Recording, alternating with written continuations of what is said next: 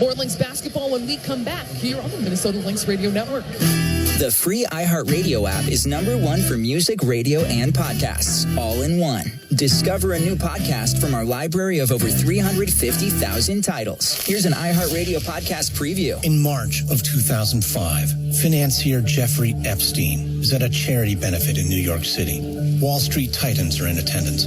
Rod Stewart is booked to perform. In a photo taken that night, Epstein has his arm around a woman, pulling her head toward his so that his smirking lips graze her temple. Epstein is tan and relaxed, and he looks like he doesn't have a care in the world. On that same day, 1,200 miles south, a 14-year-old girl in Palm Beach, Florida, gives a statement to the police that will launch an investigation. But maybe Epstein is right not to be worried. Nobody cared what these women had to say. Their insights were ignored as the feds and then the state made this case go away. Mr. Epstein should have been looking at a potential sentence of 360 years at a minimum. But that's not what happened, because there was a power dynamic here, wasn't there? The recent charges against Jeffrey Epstein have brought down a cabinet member and tarnished the reputations of billionaires and elite universities. Here is a group of people, and I gotta say mostly men, who talk a great deal about changing the world, but are fundamentally functioning as a cartel. A very simple question. Who is Jeffrey Epstein? Who is Jeffrey Epstein? Who is in his inner circle? The mystery of Jeffrey Epstein's wealth has never been clarified. He started out as a Dalton teacher, right? A teacher at the private school in Manhattan. From Wondery, the company behind Dirty John and The Shrink Next Door, comes the mysterious Mr. Epstein. Listen and follow this podcast for free on the iHeartRadio app. #1 for music, radio, and podcasts, all in one.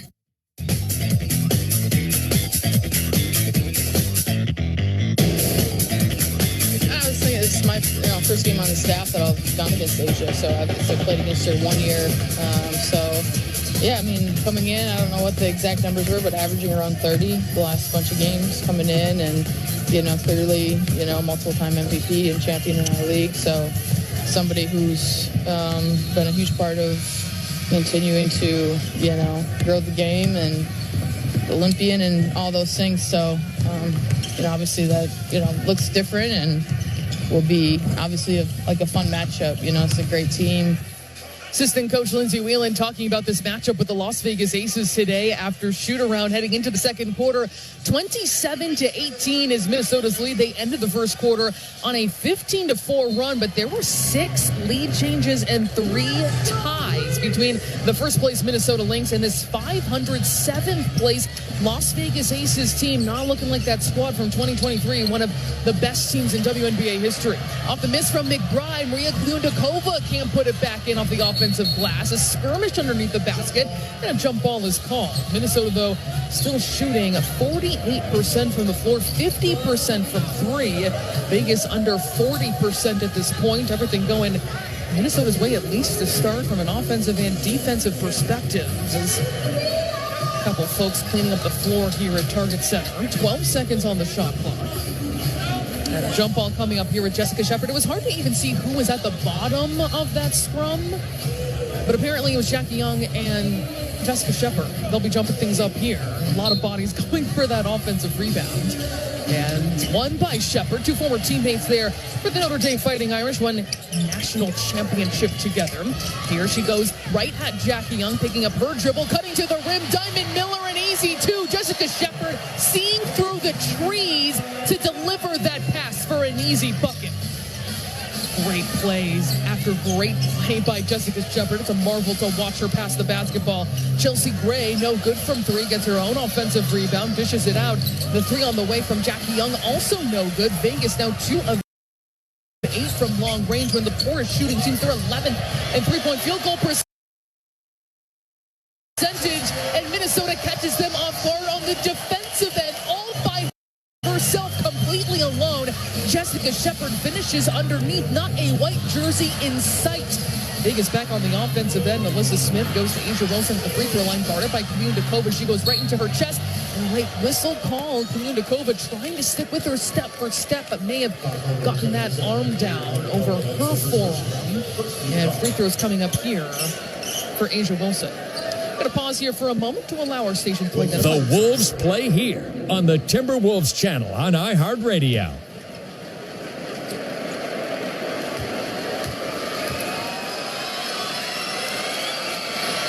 A'ja Wilson good on the first. The Lynx in the first quarter limited her to just 4 points on 1 of 2 shooting. She's now 3 of 3 from the charity stripe. Minnesota trying to keep this team under 16 attempts. They lead the WNBA in free throw attempts, and A'ja Wilson goes 2 for 2 there. She is perfect. 4 for 4 in this game. Minnesota leads by 11, their largest lead of today, 31-20. McBride almost loses the basketball. Kliundakova backing down against A'ja Wilson, the 2-time defensive player of the year, trying to get free, and she's blocked inside. Wilson read that all the way and was just lurking and pounced at the proper time to pick up that block. The leader in the WNBA in blocks per game, just ahead of Alana Smith.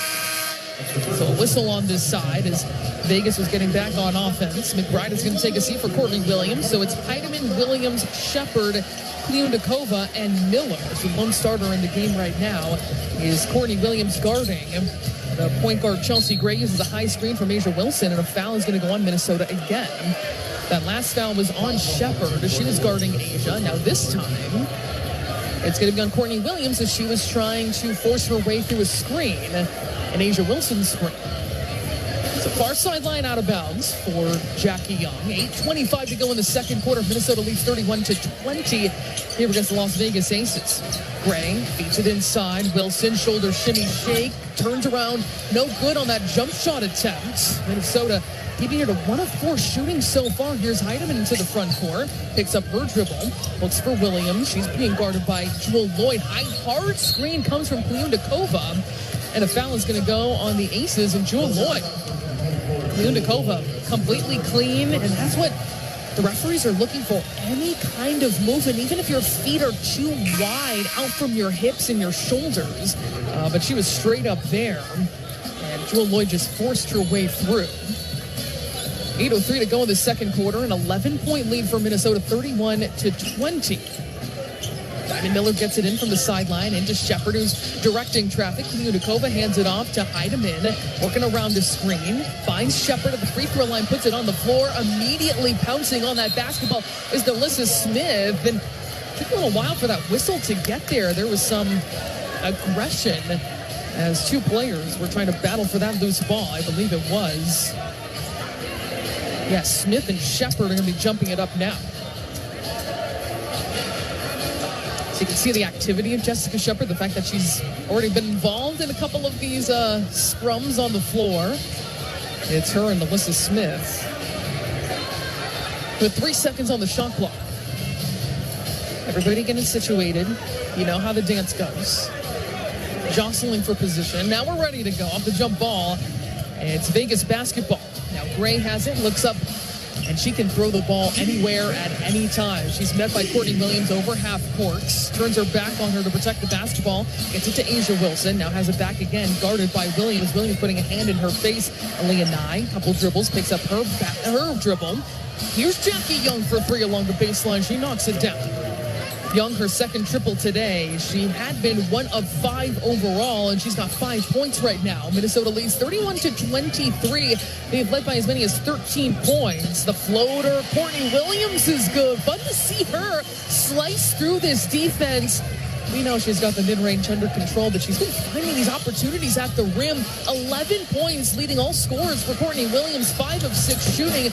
Leah Nye's 3 is on the way and no good. And the rebound taken by Kliundakova up ahead to Diamond Miller. Miller met by Wilson, goes right at her. She is hit. He's trying to say I was hammered on that play, but instead it's going to go as a block. 6:54 to go in the second quarter. 18 on the shot clock. An aggressive take by Diamond Miller. And a baseline out of bounds coming up. Still this group of reserves plus Courtney Williams. Williams into Shepard. Shepard going against Delissa Smith. And another foul is going to go on Vegas. That's on Smith, who was just guarding Shepard on ball too physically. This basketball is brought to you by U.S. Bank. U.S. Bank is proud to be the official bank of the Minnesota Lynx. Courtney Williams, another inbounds play. She gets it into Shepard, hands it off, now in the hands of Diamond Miller. 10 seconds to shoot, uses a high screen from Shepard. The mid-range is good for Diamond Miller, who's been shooting so well this season. 44% overall. You look beyond the arc at the free throw line as well. Her most efficient season. Look at the numbers we didn't even see in her years at Maryland, especially that three-point game. Asia, pump fake and drive from the three-point line. Gray quickly around the perimeter. Now inside to Nalissa Smith, who didn't have the angle. Muscles it up and in for two. Minnesota leads by 10, 35-25. Back on the offensive end, 6:12 to go. Before halftime, Kliundakova sprinting to the rim. Excellent feed by Natisha Heidemann, showing off her playmaking skills. Kliundakova, her first bucket to go along with 3 rebounds. Now Minnesota on the defensive side. Asia Wilson, her mid-range doesn't go, but gets the long rebound. She's 1 of 5 to start this game. Aaliyah Nye will drain a 3 now. And Vegas 4 for 11 from long range against Indiana last night. This is the second night of a road back-to-back for the Las Vegas Aces. They were just 2 of 15. Jessica Shepard hands it off to Heidemann. They go underneath the screen, and no good that time. Rebound picked up by Asia Wilson. 37-28 is Minnesota's lead still. Young working around a high screen from Wilson, being guarded by Williams, goes down into Asia Wilson. Couple dribble turnaround, too smooth. That is her kind of shot, her second field goal today, and she's got 8 points. A timeout is called with 3:15 to go in the second quarter. 37-30 is Minnesota's lead. Vegas cutting that lead in half at this point with this run of play. We'll be back in a moment here on the Minnesota Lynx Radio Network. It's what you wait for all week. The three-pointers, the rebounds, the thrill of every shot. Win or lose, it's the hope that keeps you coming back. The dream that this time, it might be your year. And so you represent with anticipation and with pride. Because when the pressure's on, your support is everything. That's why the NBA store is here to support you. Check out the largest selection of official NBA gear at NBAstore.com. A Fanatics experience. Bring the fun to family time with a visit to Treasure Island Resort and Casino. Start by making a splash and memories at the lagoon. Our indoor water park includes a lazy river, an activity pool, and more exciting features. Then hit the lanes at Island Extreme Bowl for some family-friendly competition before you head to our luxurious hotel for a relaxing night away. Book your stay now at TICasino.com. Treasure Island Resort and Casino. Destination fun.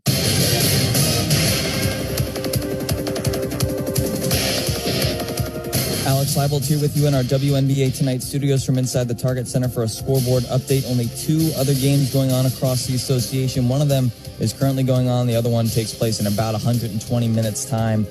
This other game that's going on is a heavyweight battle. The Phoenix Mercury at 15-8, number 3 in the WNBA, are in New York facing the number 2 team in the WNBA, in New York Liberty, at 6-6. And the Mercury have jumped out to quite an early lead here. They lead 39-27 thanks to a 12-4 run to start that second frame. They're about 4 minutes into that second frame, and they lead 39-25. Alyssa Thomas is leading the way for Phoenix with 11 points, 5 rebounds, and 4 assists. Always a triple-double threat is Alyssa Thomas. Jonquel Jones back with New York. She has 11 points and 8 rebounds in just a quarter and some change. The other contest going on in about 2 hours' time, Dallas Wings and Paige Beckers are headed to Golden State to face the newest team in the W, the Valkyries, who are sitting at 10-12 on the season, trying to get back into that 500 bracket. The Wings have lost 4 of 5 heading into today. Myesha Hines-Allen will be out for the Wings tonight with a lower leg injury. Let's head back into the Target Center Arena with Sloan Martin. Thanks, Alex. And tough news for the Valkyries, finding out that Kayla Thornton is going to be out for this season. She had a knee injury earlier this week in practice. The Valkyries had a pretty extended layoff after the All-Star break, and that's unfortunate to see. I think a lot of people, even if not outright rooting for them, are just so interested in how hard that team plays. To see an expansion team with the kind of momentum and swell of support that they have. Thornton was an all-star for the very first time in her career. Their leading scorer as well. And they're definitely fighting for a playoff spot. That will be very tough for that team down the stretch as we're officially in the second half of this season. 5:15 to play before halftime. 37-30 is Minnesota's lead. Carlton, Williams, Smith, McBride on the floor. Starting unit all out here. It looked like they had to do some extra cleanup, maybe in front of the Aces bench. We're a little delayed getting the ball into play here, but there's someone with a mop standing near Becky Hammond.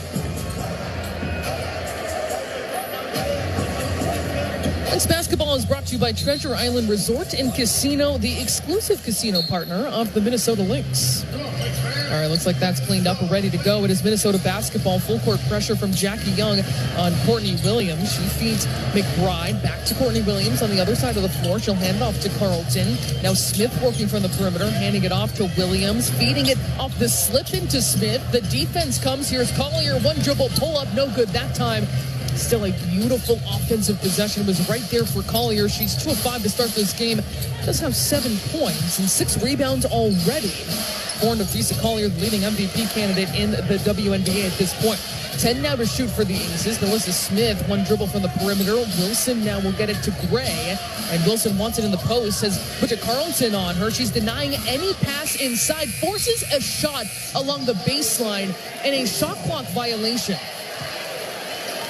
That credit has to go to Bridget Carlton right there, who ends up on A'ja Wilson, who bodied her up so defiantly and strongly that Chelsea Gray, one of the best point guards in recent history of the WNBA, could not get the ball in to A'ja Wilson. Shot clock was going off. She puts up the shot, hits the top of the backboard, and I think that turnover had Bridget Carlton's name written all over it. Courtney Williams dancing around that screen. They go under. She makes them pay. 13 points. 6 for 7 shooting for Courtney Williams in this game so far. A red-hot start for the point guard all-star. Along the baseline, Nalissa Smith, the tough take into Alana Smith, and she makes the stop on the interior. Under 4 minutes to go before halftime. 39-30 is Minnesota's lead. They've led by as many as 13. Here's Napheesa Collier getting to the rim, just bullying Jackie Young, who got switched out onto her. And that is going to go on Young, not a shooting foul. So Minnesota has a reset shot clock, 3:51 to go in this second quarter. Williams will be taking it along the baseline on this near side. It appears maybe some quick discussion. Oh, looks like Dana Evans is going to be checking in for Nalissa Smith. So a little bit of a small lineup for the Aces, where you have A'ja basically at the 5, and I think Jackie Young is the 4, maybe Aaliyah Nye as the 4. It's a smaller lineup, a 4-guard lineup for sure for the Aces right now. Smith will swing it. Carlton trying to get some speed against Chelsea Gray, puts up the mid-range shot, left a little too short. Smith hit the ground, no whistle as she was going for that rebound. Jackie Young trying to knife her way through this defense, gets herself to the cup and has free throws coming up. That foul is going to go on Collier. That will be her first. Collier with 7 points, 2 of 5 shooting. But the fans not agreeing with that no call in this, and then the whistle on this other side. Young with 6 points, her first trip to the free throw line. And the second Aces player to get there. She is good on the first. 39-31 is Minnesota's lead, the last lead for Vegas. There were 6 lead changes in that first quarter. It was back when it was 14-12. Second free throw for Jackie Young is good, shooting 91% from the free throw line this season. And Minnesota leading by 7, under 3:30 to play before halftime. Collier hands it off to McBride. Smith goes the opposite direction. Carlton from the wing looking inside. That was poked away by Wilson. Good angle by the 2-time defensive player of the year. Slicing her way through is Smith. She hits the floor. And a foul is going to be called, I believe, on Chelsea Gray. That is going to go on Gray. That'll be the 4th team foul for the Aces. So next foul on either side is going to be bonus the rest of the way. 39-32 is Minnesota's lead. Carlton take it in from the sideline. Smith has it in her hands now. McBride will feed Collier from the pick and roll. The whistle comes. Not a shooting foul, though, but that is going to be free throws here with 3:05 to go. An aggressive take by Napheesa Collier. What a pass that was by Kayla McBride. Just the tiniest sliver of space. We've seen that a couple times tonight where she was able to really hit a teammate in a very tight window. So Collier at the free throw line, where she's 3 of 4 today. 7 points, 6 rebounds at this point. Collier good on the first, still leading the WNBA in scoring. She is 9th in rebounds, 4th in steals, 4th in blocks. Leah Knight tried to sneak her way into a spot, but she was turned back. Collier with one free throw coming up. Hits the front of the iron and then drops through. Minnesota leads 41-32. 3 minutes to go before halftime. To the front court is Dana Evans, uses a high screen from Wilson. Now has Smith on her. There's a mismatch somewhere. She's going to take Smith off the bounce. Smith staying with her every step of the way. 6'3" versus 5'6". Here's Jackie Young up the cross-court pass. She'll penetrate. Gray for 3 from the corner is no good. And the rebound snare by Napheesa Collier. Up ahead to Williams, into the front court. They go underneath the screen once more. Pulls up for 3. She's got it again. Courtney Williams, 2 for 2 from long range. She's going to make them pay and has continued to do that. 16 points, 7 of 8 shooting overall for Courtney Williams. She's the number 3 scorer on this team. You would not know that by the way Vegas is defending her right now. Foul is going to go. It looks like on Napheesa Collier on this other side. She landed on the floor. We were 2:15 on the clock. It's going to be free throws coming up. It's going to be the second on Collier. As a timeout is called on the floor, she was getting buried in the posts by A'ja Wilson. They got tied up. Wilson threw back her arm and her elbow. Collier hit the floor. Foul called on Collier. So free throws when we return on the other side. Minnesota, a strong start, leading 44-32 here at Target Center. You're listening to Minnesota Lynx basketball. The free iHeartRadio app is #1 for music, radio, and podcasts, all in one. Discover a new podcast from our library of over 350,000 titles. Here's an iHeartRadio podcast preview. The game appeared on a paranormal message board with very simple rules. Get in your car and take a drive. Take a left, then the next possible road on the right, then the next possible left. Repeat process ad infinitum. There's a hitchhiker on the road. Now you pick him up. You take him where he needs to go. But you do not, under any circumstance, do not talk to him. Ever. I ain't asking you to believe me. But I told you. This street, this is your last chance. As ridiculous as it might sound, I think my friend may have documented her own disappearance. If you know anyone involved in this story, any of the locations mentioned, anything I can use to get in touch with Alice, please don't hesitate to contact me. Were you in the area on February the 7th of this year? Did you meet or speak with a girl called Alice Sharman? Has anyone heard of the Left-Right game? The Left-Right Game is a new audio drama from Q-Code. Listen and follow this podcast for free on the iHeartRadio app. #1 for music, radio, and podcasts, all in one.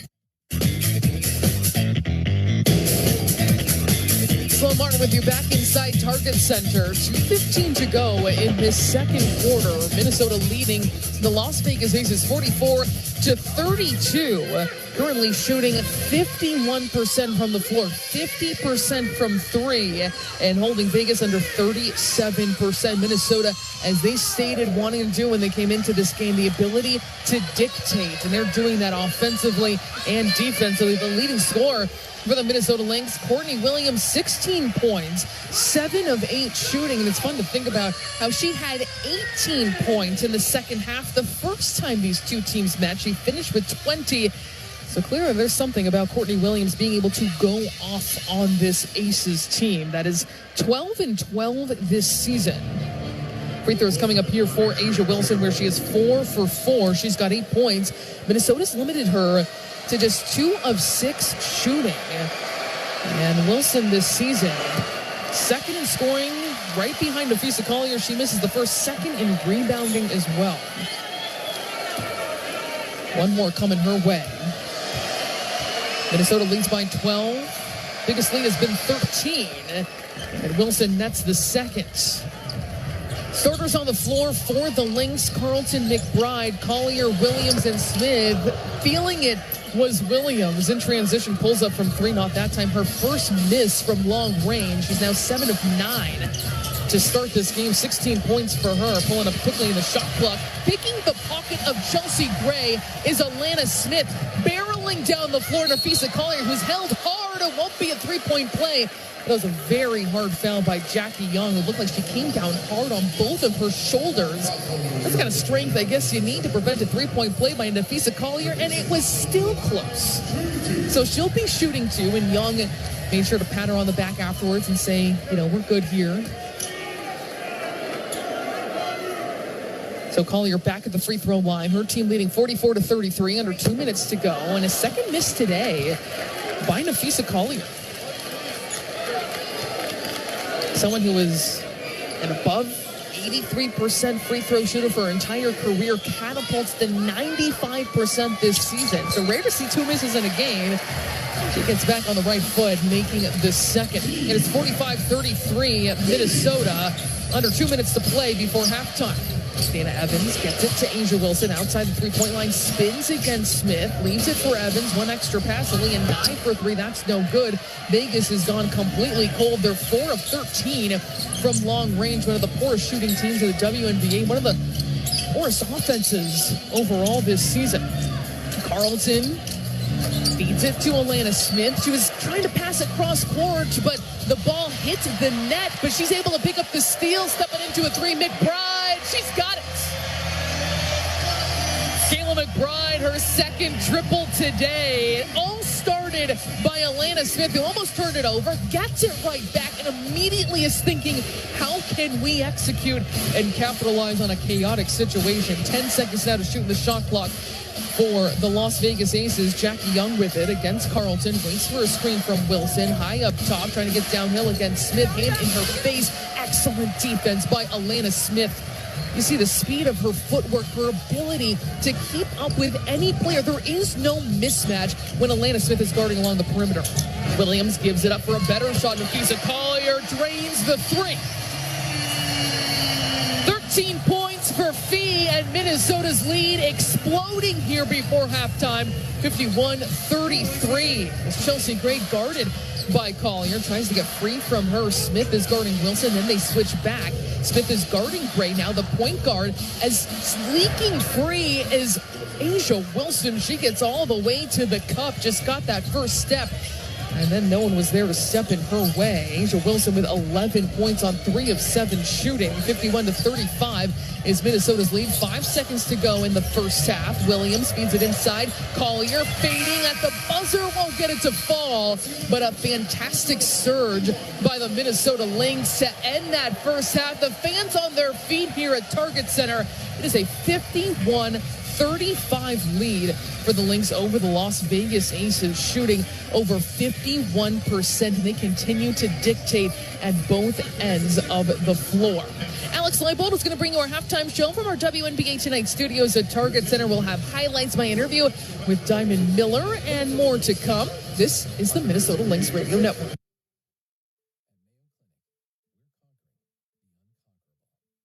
Discover a new podcast from our library of over 350,000 titles. Here's an iHeartRadio podcast preview. Here's something pretty disturbing I discovered while researching this podcast. This is what it actually says on the Los Angeles Police Department website.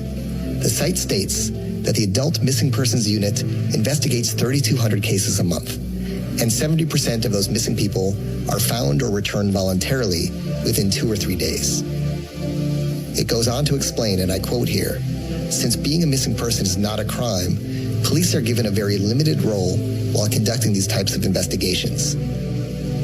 At the bottom of the webpage, it gets more disturbing. There's a section titled, What If They Never Returned? And here's the official police advice. In such situations, you may want to enlist the services of a private investigator to assist in your search.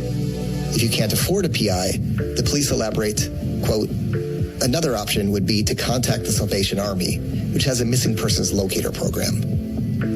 There is not a single sentence on the LAPD website that would lead a loved one of a missing person to have any faith that the police would properly investigate it. What the LAPD is basically saying is, if someone you love goes missing, don't overreact. They'll probably turn up unless they don't, in which case you should get someone besides the police to look into it.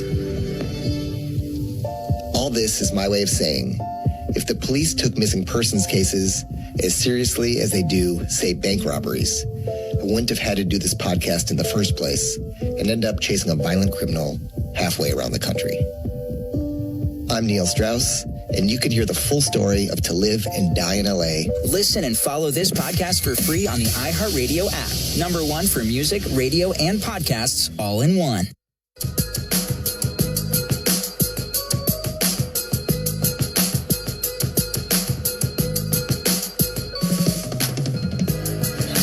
To Alana Smith. She was trying to pass it cross court, but the ball hit the net, but she's able to pick up the steal, stepping into a three. McBride, she's got it. Kayla McBride, her second triple today. It all started by Alana Smith, who almost turned it over, gets it right back, and immediately is thinking, how can we execute and capitalize on a chaotic situation? 10 seconds now to shoot in the shot clock for the Las Vegas Aces. Jackie Young with it against Carlton. Waits for a screen from Wilson. High up top, trying to get downhill against Smith. Hand in her face. Excellent defense by Alana Smith. You see the speed of her footwork, her ability to keep up with any player. There is no mismatch when Alana Smith is guarding along the perimeter. Williams gives it up for a better shot. Nafisa Collier drains the three. 13 points for Fee, and Minnesota's lead exploding here before halftime, 51-33. What a way for the half to end there for the Minnesota Lynx. They finished those first 20 minutes up 51-35 over Asia Wilson and the Las Vegas Aces. Courtney Williams was on fire that whole half with 16 points and 2 assists. As we welcome you into the WNBA Tonight studios for the halftime show, Alex Leibold here to walk through some of those first half highlights and the box score that told the story of why the Lynx are leading by 16 after 20 minutes of play. Let's dive right in to those highlights. This is the second time this season that the Lynx face off with the Aces, but it's the first time we're seeing Asia Wilson versus Nafisa Collier in 2025. Tonight's contest started with both teams trading punches, but it was Collier's side that created some separation there late in the first, thanks to her supporting cast. Minnesota 5-on-4. Bridget Carlton wide open for three in the corner. Yes! Bridget Carlton stays perfect. 3 of 3 shooting. She's got 8 points. The second leading scorer for the Lynx to start things off behind Courtney Williams' 9 points. You heard it there from Sloan that the 2 leading scorers in that first quarter for the Lynx were Bridget Carlton and Courtney Williams. They helped cap a 15-4 run to finish that first for the Lynx to give Minnesota a 9-point lead after 10 minutes. And I want to talk about the rest of that starting unit in the first quarter as well. Williams had 9 points. BC had 8. Nafisa Collier finished that quarter with 7 points, 6 rebounds, and a steal. The rest of those points for the Lynx in the first quarter came from Kayla McBride, who just sank a 3-pointer. But Alana Smith had 0 points in that first, but she did provide 3 assists for 7 points to go with her 2 rebounds and 1 steal. Lynx up 27-18 after 10 minutes of play. They would extend that lead up to 13 early in the second, but Asia Wilson and Jackie Young would cut that lead to just 7 halfway through the second frame before Courtney Williams stayed hot and kept the Aces at bay. And the rebound snare by Nafisa Collier. Up ahead to Williams, into the front court. They go underneath the screen once more. Pulls up for 3. She's got it again. Courtney Williams 2 for 2 from long range. She's going to make them pay and has continued to do that. 16 points, 7 of 8 shooting overall for Courtney Williams. She's the number 3 scorer on this team. You would not know that by the way Vegas is defending her right now. A dominant first half from Courtney Williams. She actually, in the last matchup against these Aces in June, she had 18 points in the second half to help fuel that second half comeback for the Lynx to win, but she had 16 to finish off this first half. She leads all scorers. Nafisa Collier finished this half with 13 points, 7 rebounds, 1 assist, and 1 steal, so she is on double-double watch. The Lynx closed that half on a 12-3 run, highlighted by that sequence you heard at the beginning of this halftime show with those 3-pointers from Kayla McBride and Nafisa Collier. The Lynx are up by 16 thanks to a pretty dominant game on the glass. They've out-rebounded them 20-15. They're limiting points in the paint for the Aces, just 16. They've forced 5 turnovers for the Aces, and they've turned that into 8 points. And the Lynx are scoring on the fast break with 6 points in that criteria. They have 7 3-pointers made in this first half, shooting above 50% from beyond the arc. So it's been clicking on all cylinders for Minnesota here as they lead by 16 going into the second half. They lead 51-35. We're going to step aside for a quick moment, but when we return, we'll have a practice report interview between Sloan Martin and Diamond Miller. It's coming your way next on the Minnesota Lynx Radio Network. All right, and we are joined now with Dr. Judy Bowie, breast surgical oncologist and a deputy director of practice at Mayo Clinic Comprehensive Cancer Center. According to the Minnesota Department of Health, breast cancer is the most common cancer in Minnesotan women. Doctor, what can you tell us about what Mayo Clinic is doing to provide hope for the future? Sure, Cal. At Mayo Clinic, we have hundreds of clinical trials available for patients with breast cancer. Also, from a surgical standpoint, we offer intraoperative frozen section analysis for breast cancer patients undergoing surgery, and this is unique to Mayo Clinic. Frozen section analysis. Can you describe what that is and how that helps provide more accurate care for patients? Of course. Typically, during breast surgery, tissue is removed by the surgeon and then evaluated by the pathologist, and this tissue evaluation can take anywhere between 1 to 7 days after surgery. However, at Mayo Clinic, intraoperative frozen section analysis allows the pathologist to rapidly analyze the tissue during the surgical procedure. If cancer is still present at the margins, the surgeon can remove additional tissue during the same procedure to ensure that all cancerous tissue has been removed during one single procedure. That's incredible to hear. I imagine this process has numerous benefits. Yes, and the only way this process can work is with the surgeons and the pathologists working closely together. Doing that, this allows us to reduce the number of surgeries that a patient may require, saving patients both time and money. That's awesome. Thank you, Dr. Bowie, for your time. And for more information on Dr. Bowie and the incredible work that is being done at Mayo Clinic Comprehensive Cancer Center, visit mayoclinic.org/possible. Bring the fun to family time with a visit to Treasure Island Resort and Casino. Start by making a splash and memories at the lagoon. Our indoor water park includes a lazy river, an activity pool, and more exciting features. Then hit the lanes at Island Extreme Bowl for some family-friendly competition before you head to our luxurious hotel for a relaxing night away. Book your stay now at ticasino.com. Treasure Island Resort and Casino. Destination fun. This copyrighted telecast of WNBA Enterprises may not be retransmitted, reproduced, rebroadcast, or otherwise used in any form without the express written consent of WNBA Enterprises.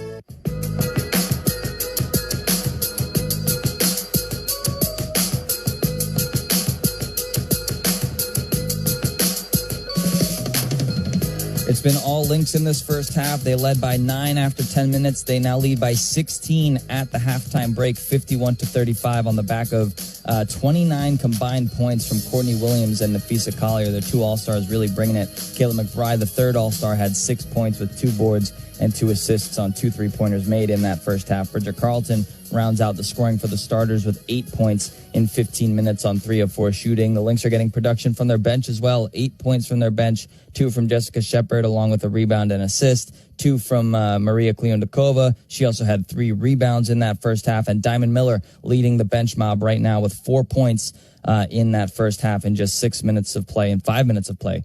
Check that. So Lynx are getting it production from all around the court, all around the bench, and it's been dominant, safe to say. And Diamond Miller, 4 points in that first half. She met with Sloan Martin at yesterday's Lynx practice for today's practice report. Let's take a listen.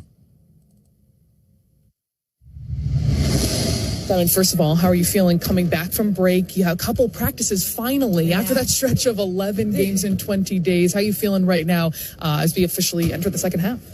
Yeah, I feel good. Second half of the season is obviously the most important, and we're excited to see where this leads us, and we're taking it one game at a time. I wanted to ask you about your shooting overall. You've been incredibly efficient this season, whether it's the free throw line or the three-point line. Is that just seeing the hard work pay off, or the opportunities you're finding with who you're sharing the floor with? Yeah, I think it's a little bit both. I'm just really working on my three-point shot, focusing on everything, and seeing it all come together is pretty cool. But yeah, I think it's just work, and going overseas helped a little bit, and I think it's an accumulation of everything. your shot looks very similar to what it was in college. You have that high arcing shot. Yeah. Were there any tweaks that you made, or is it just a matter of familiarity and getting those reps? I think it was more reps and just confidence on when you're shooting it. Especially people like to back up on me, and that used to kind of give me like a hesitant. Now I'm like, okay, do it. I don't really care. And it's just that confidence piece that you have in yourself that if you could leave me open if you want to, and I'm going to knock it down. So that gives you a little bit extra motivation when you see that kind of cushion that teams are giving you. Honestly, I really appreciate it because I really get to set my shot. I don't have to rush. And it just goes off my fingers really nicely. So the more the merrier.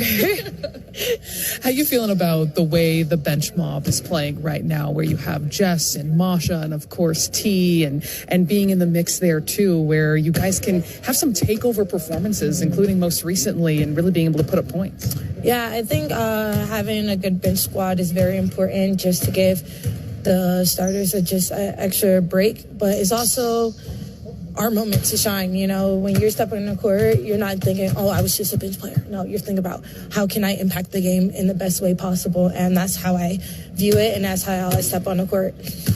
Last question for you. When we look at Vegas, they didn't have A'ja Wilson the last time playing them. What are some of those focuses compared to the first time for a team that is reeling off some wins right now? I mean, obviously, A'ja is going crazy right now. I think she's like averaging 30. So that is something that is boldly highlighted. So you just got to be mindful of her. I mean, she's going to do her regardless, but we just got to minimize her as much as possible. And rebounding is going to be very important for tomorrow. Diamond, thanks so much. Thank you. Lynx doing a great job of limiting A'ja Wilson so far in this first half. She only has 11 points, but she does have 6 rebounds and 3 assists. Lynx are winning the rebound battle 20-15 as they lead 51-35 after 20 minutes of play. Courtney Williams, 16 points on 7 of 9 shooting. We're going to take a quick break. When we get back, we're going to have second half action between the Minnesota Lynx and Las Vegas Aces right here on the Minnesota Lynx Radio Network. It's what you wait for all week. The three-pointers, the rebounds, the thrill of every shot. Win or lose, it's the hope that keeps you coming back. The dream that this time, it might be your year. And so you represent with anticipation and with pride. Because when the pressure's on, your support is everything. That's why the NBA store is here to support you. Check out the largest selection of official NBA gear at NBAstore.com. A Fanatics experience.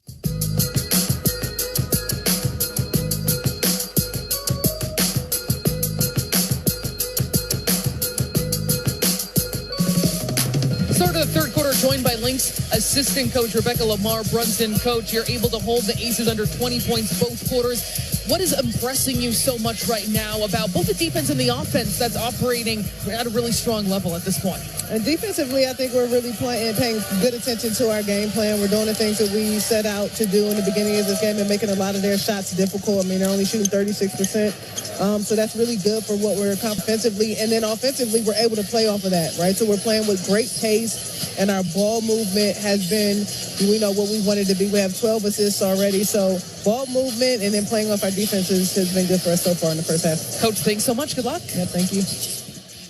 Lynx assistant coach Rebecca Lamar Brunson, and a great example of what she was describing there about why defense is so important to the Minnesota Lynx. Not only being first in defensive rating, they're first in offensive rating as well, because the two feed off each other. It's this symbiotic relationship of how this team operates. At the half, 51-35 is Minnesota's lead. Sloan Martin along with you from Target Center, where Minnesota this season is 13-0 in 2025, looking to close the door on the Las Vegas Aces. Another thing that was incredibly impressive about this team so far, what we've seen in this game, is the way Minnesota has closed quarters. And we hear that so much from head coach Cheryl Reeve. That last 2 minutes especially, you put your foot on the gas to really try and make a charge. How you close quarters is really how you define a great team, or one of the ways that you do that. Minnesota 2 for 2 in that category. It will be Minnesota basketball to start this third quarter. Minnesota's led by as many as 18 points.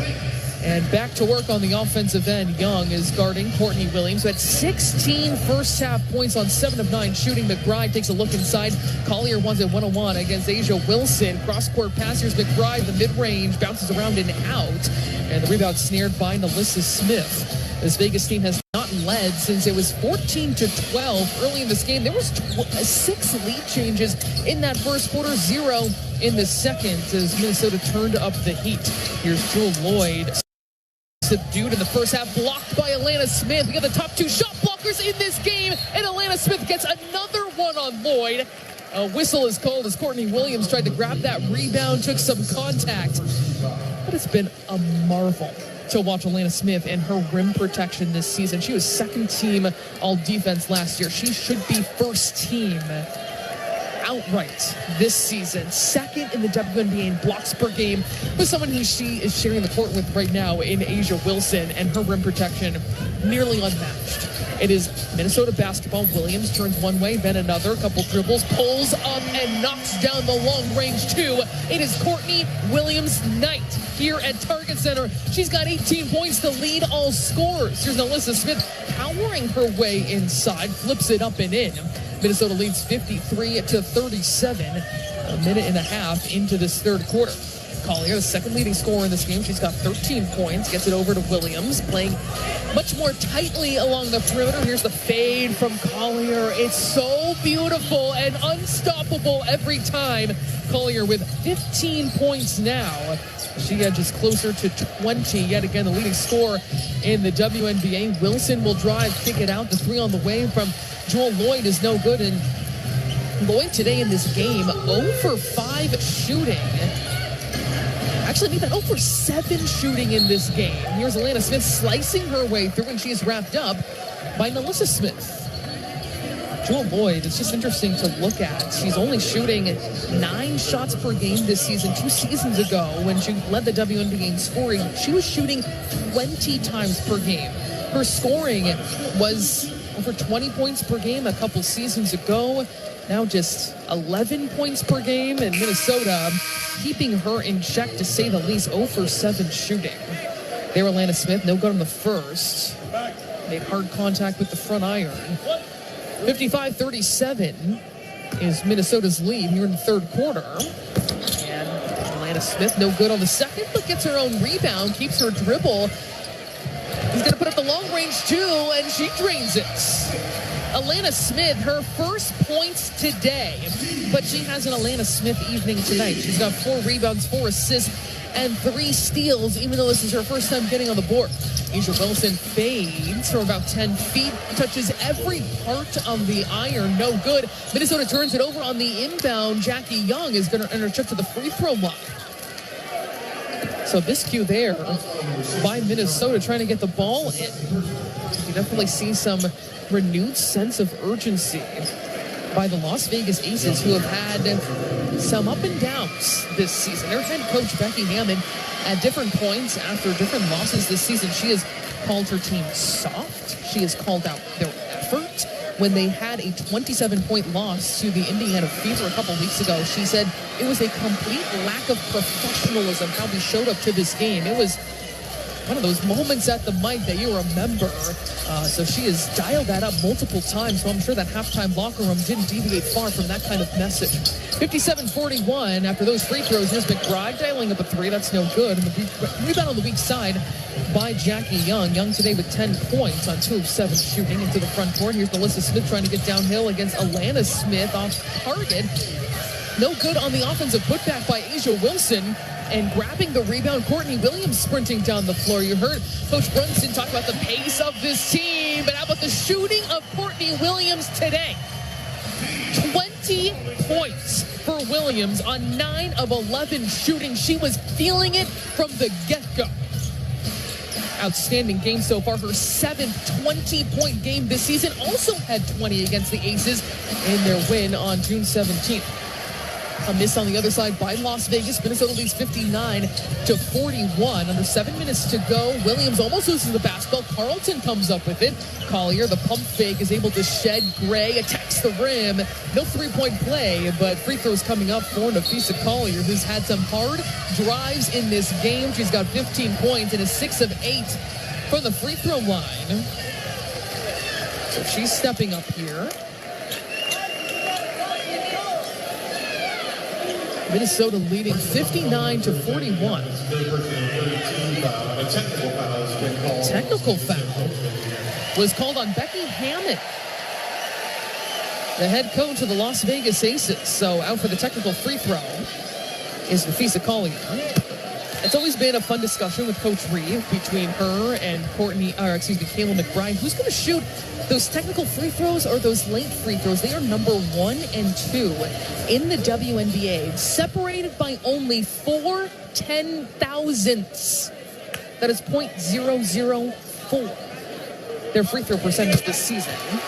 So Collier is good on the first, good on the second. To the 61-41, Minnesota with its largest lead of today.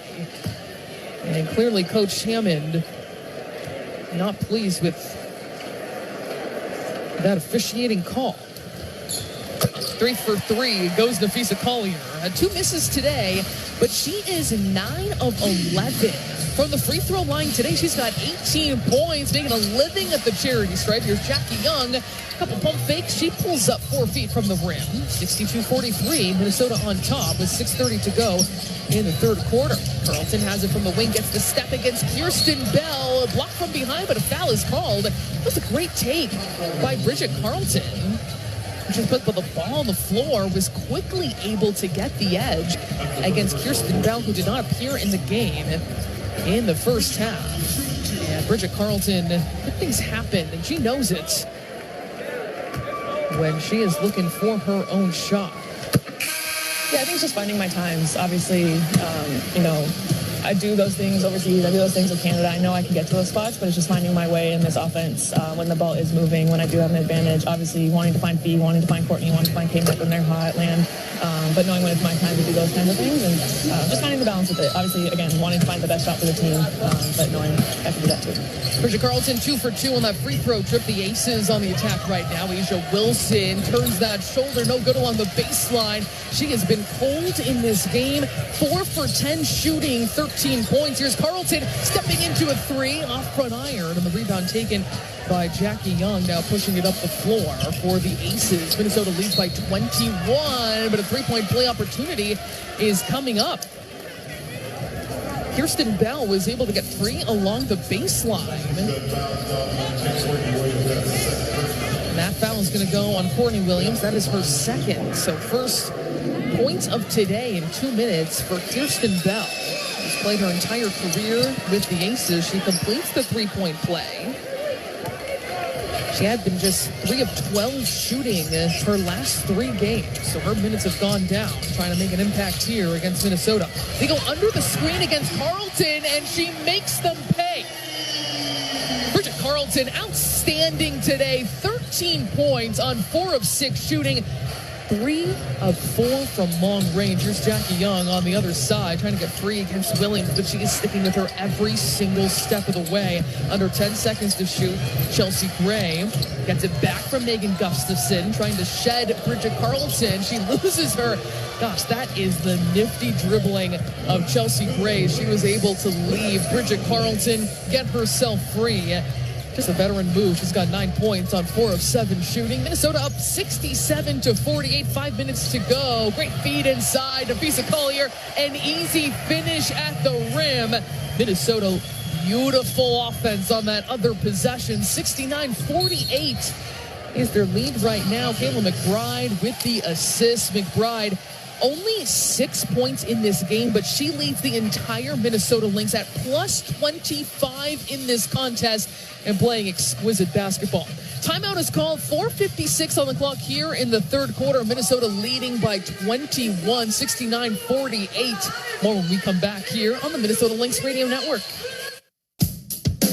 Alana Smith, what was your favorite TV show / movie growing up as a kid? I loved Lilo and Stitch as a kid, and I can't wait to see the new one coming out. Who's the most competitive on the team? I would say Courtney Williams is the most competitive on the team, and she'll let you know about it too. Who's the biggest prankster on the team? I would like to nominate myself as the biggest prankster on the team. If you could eat one thing for the rest of your life, what would you choose? I would choose French fries, but in Australia we call them hot chips. So hot chippies. What is the one thing you're confident you're better than all of your teammates at? I just have so many silly skills that I'm okay at, but not amazing at. I know I'm better at doing accents than all of my teammates. My American accent's great. Yeah, I go like super Valley Girl. My British accent is great. I'll read the next question in American accent. What's your favorite hobby off the court? My favorite hobby off the court is cooking. I love to cook. You're stranded on a deserted island and you only have 3 TV shows to watch. Which shows are you watching? I'm watching Rick and Morty, I'm watching Ted Lasso, and I'm watching The Office.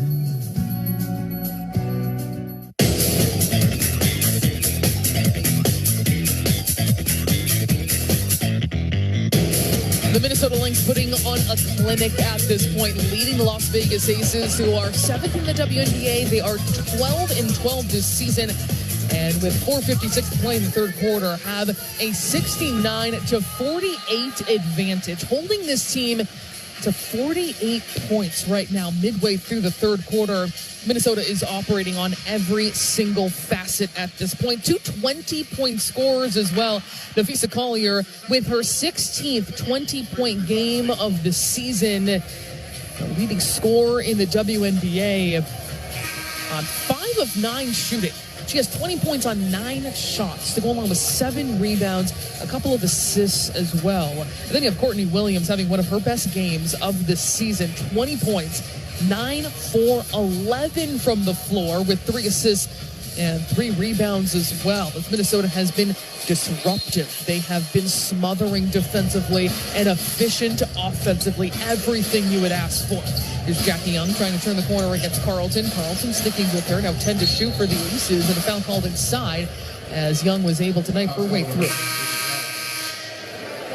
That foul is going to go on Carlton. And that is her 3rd. No one else has more than 2.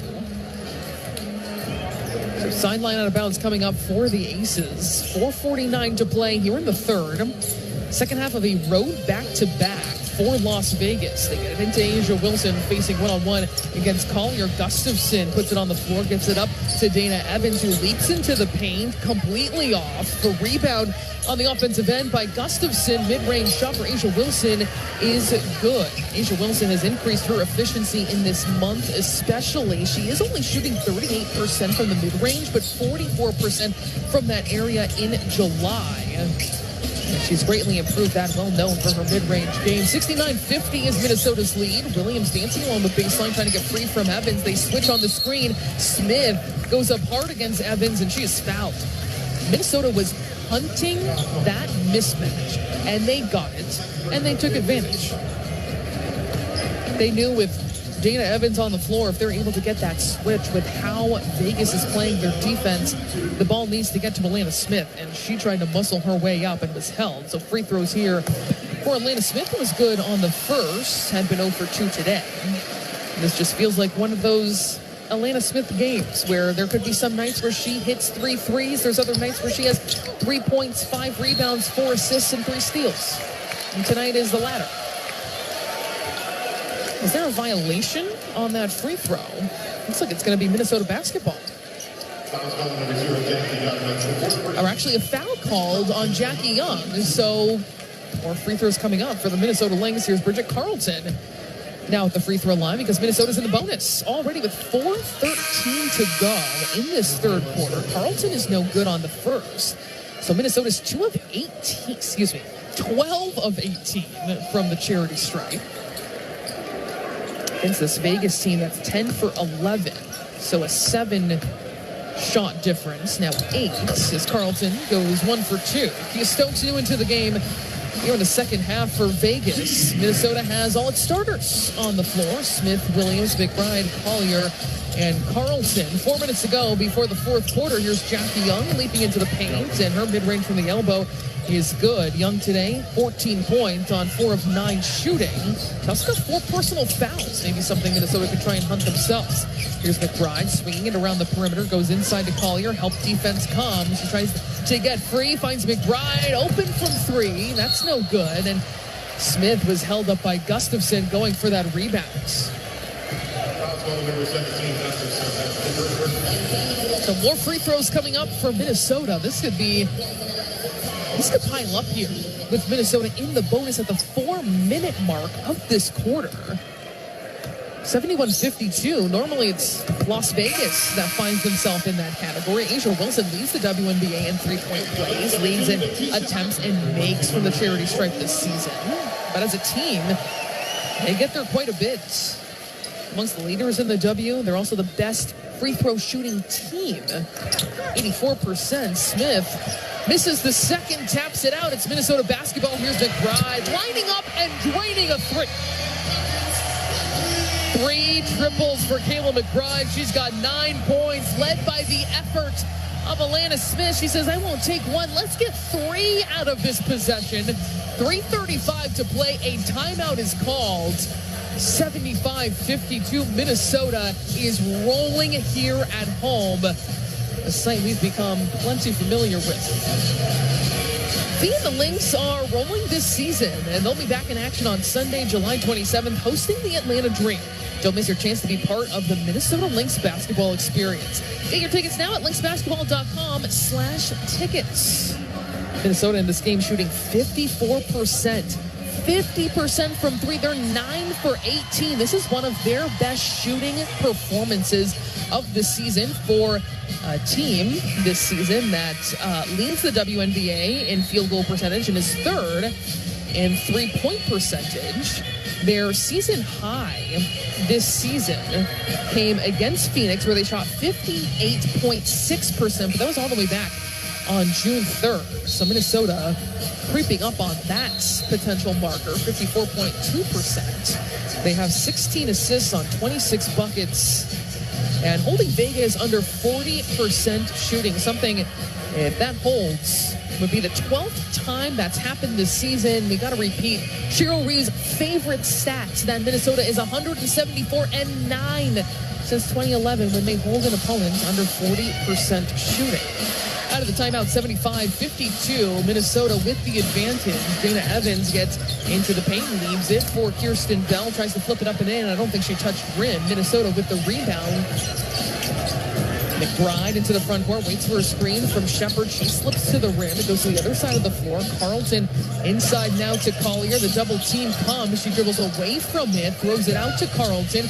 McBride is going to get herself free all the way to the cup. A hard take. She's fouled. Vegas is dedicating so much attention to Napheesa Collier with a very hard double team. And it's opening up other opportunities for Minnesota's offense to create chaos with Vegas completely turned around and to find those opportunities, especially at the rim. I'm thinking about the last time Vegas was here in June. Minnesota holding them to a season low 62 points as McBride did on the first. And Becky Hammond said about Napheesa Collier at the time, I've been calling around the league and no one knows how to stop her. So, of course, you know, a strong compliment for Napheesa Collier, but I'm pretty sure that's probably the same sentiment a month plus later.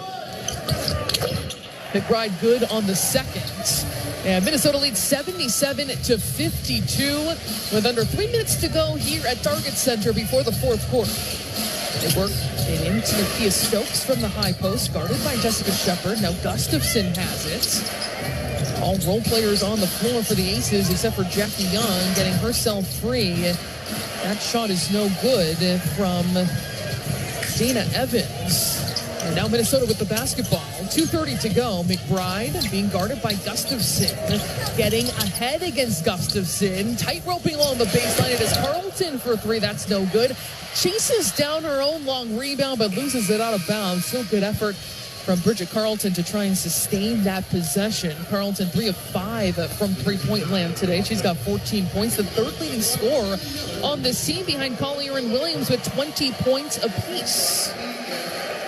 So Evans over half court, met by Heidemann. Minnesota leading 77-52. She gets her way to the elbow. Stokes now is looking backdoor. Minnesota's able to circumvent it. Under 10 seconds to shoot. Slicing her way through as Evans throws it up, and she'll be shooting 2 free throws. Dana Evans coming off a scoreless game last night at Indiana, was 0 for 5 shooting in 15 minutes. She had been averaging 12 points per game in her prior 6 appearances. 44% in July. It's been a key component for this team off the bench. This team has, I wouldn't say reluctantly, had to depend on its bench more. It's been kind of a hallmark of Becky Hammon, where she puts a lot of emphasis, a lot of minutes, a lot of productivity expectations on her starters. And she said it's out of necessity, but also trust that we've had to go to our bench more this season. Diamond Miller streaking down the floor, barreling her way to the rim, but she's held up. It'll be a turnover for Minnesota. Under 2 minutes to go, at 77-53 is Minnesota's lead. Young picks up her dribble at the free throw line. Here's Gustafson, another lefty for 3. She's good. Gustafson, her first points in 7 minutes off the bench. The former Iowa Hawkeye and Wisconsin native. Another Wisconsin native in Heidemann, working around a screen, gets into the paint, floats it up. No three-point play. It just fell off the front of the iron. But free throws here for Heidemann, who in 8 minutes hasn't scored, 0 for 1, has 3 assists. But something that she has said very frequently, that I don't look at how much I score. There is so much more to what I bring. Let's pause for a moment to allow our stations to identify. This is the Minnesota Timberwolves channel on iHeartRadio.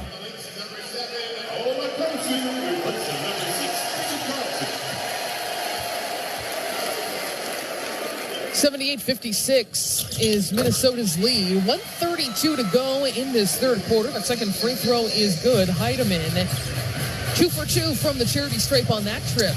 Here's Dana Evans along the baseline, gets free. The reverse is good. She found herself one-on-one with Maria Kliundakova and was able to capitalize on that mismatch. 79-58. Minnesota has been able to hold this lead steady at around 20 points throughout this third quarter, keeping their foot on the gas.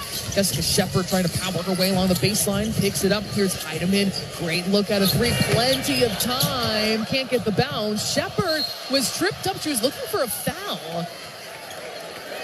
Trying to go for that offensive rebound. She hit the deck. And it is going to be a foul on Evans.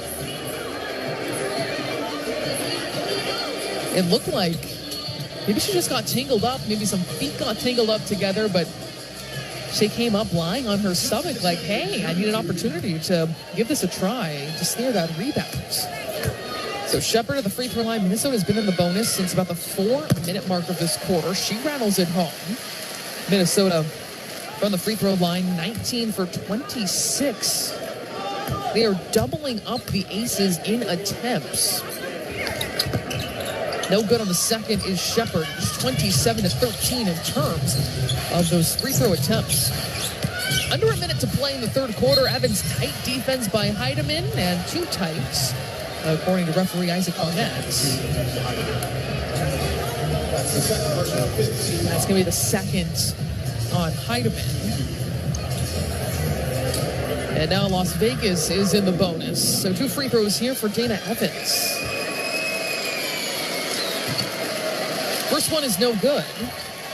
Minnesota has all role players on the floor right now, still shooting 52%. They're 9 of 20 from 3. And Evans goes 1 for 2. 51.2 seconds on the clock, and Heidemann will accelerate the ball up the floor. Finds Shepard, hands it off to Heidemann, back to Shepard. Fun 2-player game as Shepard will take Gustafson off the bounce. She's held. It's an example where you really see the spring in this step of Jessica Shepard, as she's going to be shooting 2. Talking recently about what's been different for her this season back in the WNBA. Confidence, I would say, if that makes sense. I think, the more you play and just different roles on different teams that I've been able to have since playing last with the Lynx, I think I was able to build my confidence, and that's translated some this year, and then also working on my 15-footer. And Coach Reeve echoed that exact same phrase, that it is the confidence. And you see the bounce in her step, too. She hit both free throws. 82-59 is Minnesota's lead. Aaliyah 9 to the rim, misses at close range. Offensive rebound battled for by Jessica Shepard. And a foul is called, I believe, on Gustafson. Is that her 4th? That is her 4th foul in 9 minutes. And Shepard will shoot more free throws. her motor, just like Alana Smith, just constantly going, always humming. And she'll be shooting 2 right here. Shepherd 3 of 4 from the free throw line today, has 4 rebounds, an assist, and 5 points. Something Coach Reeve also said about Shepherd today before the game, that yes, it is confidence, but also her increasing her maturity too, where you just get to this point in your career and you know who you are, you know what's important for you in this team. She is comfortable in her skin. She's focused on the right things, not starting, not her minutes, knows the spaces where she offers us a lot. How cool it is, she said, to see her grow to the player and person she is from 2019 when she was a rookie and drafted in this very franchise. Leah Nye turns the corner, gets to the rim. Shot clock is off. 18 seconds to go. Minnesota leads by 22. 83 to 61. Here's Heidemann. Gonna run out some clock here. Now 10 seconds to go. Shepherd comes with the high screen. Heidemann dancing with Gustafson, trying to get free. Gets her way into the paint. The fade for the lefty. Splashes it home. 1.5 seconds to go in the third quarter. Minnesota, excellent from top to bottom. In that third frame, they lead 85-61 heading into the fourth here at Target Center in complete control and trying to protect home court, where they are 13-0 this season, still the only WNBA team to not drop a game on their home court. We'll step aside here. The fourth quarter coming up here on the Minnesota Lynx Radio Network. The free iHeartRadio app is #1 for music, radio, and podcasts, all in one. Discover a new podcast from our library of over 350,000 titles. Here's an iHeartRadio podcast preview. Peter Bogdanovich is a man of many Peter Bogdanovich burst upon the film. Bogdanovich is best known as a director of films like The Last. Peter Bogdanovich helped change the way movies were made, starting with his first hit in 1971, The Last Picture Show. Thought you might want to go to the picture show. Yeah, might as well go. At age 31, he became one of the hottest directors in Hollywood. All his life, he's wanted to make movies, and he did. His self-confidence. He knew what he wanted to do. Now, this movie fan is a successful director. Peter's career was kind of the ultimate triumph of the film critic, film nerd, film buff. And he liked being in love. Peter and I, we were the first unmarried couple on the cover of People magazine. Oh, horrors. You have her, you have 4 pictures in a row that make people hated them. A guy has to learn to hate you. But Peter's success did not last. I made a lot of mistakes, but we're starting again now. And just as he was on his way back up, she fell in love with another man. The happiest girl in the world today. Dorothy Stratton. He suffered an unspeakable tragedy. Playboy magazine's 1980 Playmate of the Year has been found shot to death. And finally, the phone rings. I answered it. It was Hefner. He said 2 words. Dorothy's dead.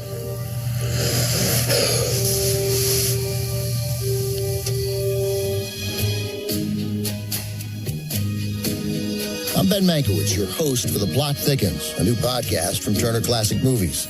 Each season, we'll bring you an in-depth story about the movies and the people who make them. Our first season, I'm still Peter Bogdanovich. Listen and follow this podcast for free on the iHeartRadio app. #1 for music, radio, and podcasts, all in one. Heading into the fourth quarter here at Target Center, Sloan Martin along with you. It has been an all-out dominant game by the Minnesota Lynx. There were 6 lead changes in that first quarter, and none since. Minnesota leading 85-61 against this Las Vegas Aces team that has really not been able to click this season. Head coach Becky Hammon, who has been teed up today with Minnesota, more than doubling up this Aces team at the charity stripe, 31 attempts compared to 15. But she told media before this game that it's just been consistency in our play, consistency in our effort that has been lacking this season, and Minnesota has been able to take advantage here on their second night of a back-to-back, looking to go to 14-0 at home this season. Jewel Lloyd has basketball 0 for 7 and scoreless in this game. As Leah Nye trying to get the step against Carlton. Can't convert on the three-point play, but free throws coming up. An attempt at close range she couldn't put down. Nye in this game, 5 points. Minnesota obviously hoping that they can continue to keep this kind of distance against the Aces, who have been quite a different team on the road than at home this season. Of their 6 lowest scoring games, 5 have come away from Michelob Ultra Arena at the Mandalay Bay in Las Vegas. Only 1-11 Connecticut is worse on the road. Their points per game down 11 on the road. Their offensive rating down 10. Their shooting percentage down 4%. Here's Collier on the baseline, just bullying Megan Gustafson, getting her way to the rim at will. 87-63 is Minnesota's advantage. Vegas will turn it over, looking for a lob inside to Kia Stokes. And frankly, Vegas just looking listless right now. Well, Minnesota has been sharp and clinical in its approach offensively and defensively, the way that they have dictated from the get-go, in stark contrast to what we're seeing from Las Vegas. 87-63 is Minnesota's lead. A high screen comes from Shepard for Carleton. She moves it to the other side of the floor. Williams now using the screen from Collier, trying to get free against Stokes. Quickly drops it off to Collier. She timed that perfectly for a close range finish by Collier, who's got 24 points on 7 of 11 shooting. So 7 rebounds, 2 assists as well for Napheesa Collier, the leading MVP candidate in the league this season. Gustafson takes the feed off the slip of the screen. She's fouled inside. Is that going to be number 5 on Carleton? It is indeed going to go on Carleton. And that is number 5. So Gustafson, no good on the first. Here's Diamond Miller into the game for Bridget Carleton. So McBride, Miller, Williams, Shepard, and Collier sharing the floor. Minnesota trying to make it 4 straight wins. They are 21-4 this season, tied for the 7th best start through 25 games in WNBA history.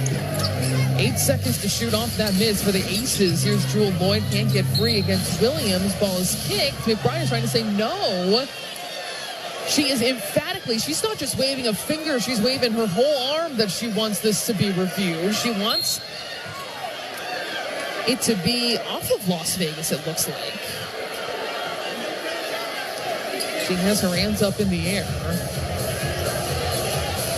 2 Minnesota staff members, Celia Marfone and Maddie Schilling, kind of 2-team these challenge decisions, looking at both the analytics and the video component, working together in these tense situations. It looks like nothing's going to come of it here. Here's Jewel Lloyd, a deep cross-court pass, only a 9 for 3. That's no good. That was from sideline to sideline. Jewel Lloyd is going to pick up the steal, though. Minnesota was trying to inbound it, and that's seeing a new kind of surge from Jewel Lloyd. Hasn't scored in this game, but is able to get that steal. 89-65, having very quickly, not even 2 minutes into this fourth quarter. Here's McBride setting up for 3. That's no good. The rebound taken by Stokes. It's Vegas basketball. 8 minutes to play in this game. Minnesota's consistently led by at least 20 in this second half. Here's Dana Evans rattling it home for the free throw line with 89-67. Minnesota has led by as many as 26 points. Williams trying to get downhill, but she's going to have a 3 over Kia Stokes. Courtney Williams has been orchestrating everything tonight in her favor. 23 points, 10 of 12 shooting. It's Megan Gustafson with the response right back. She's going to drain a 3. Courtney Williams just magnificent tonight. 23 points on her 12 shots.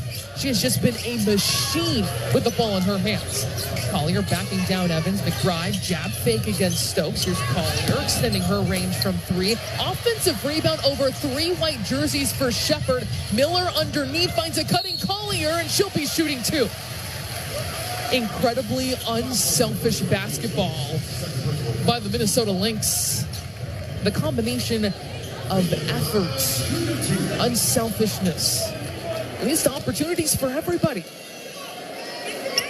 Minnesota shooting 54%. They've got 10 threes.